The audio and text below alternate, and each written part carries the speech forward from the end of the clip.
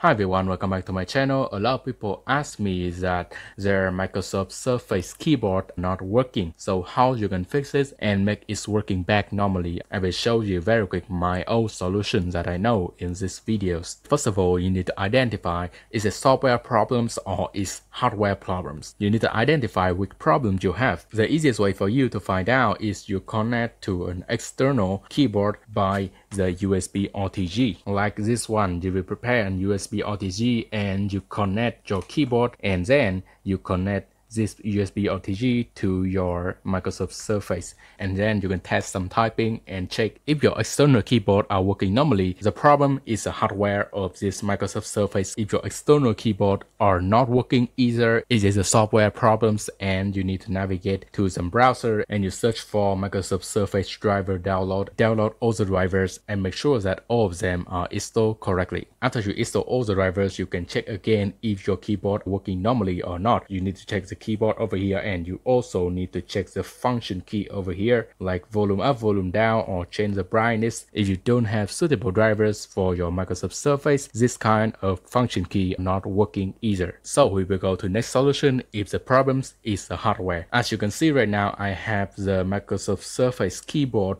original from Microsoft that connect to my device. First of all, you need to check the connection pin over here and check if any single pin broken or have dust on it.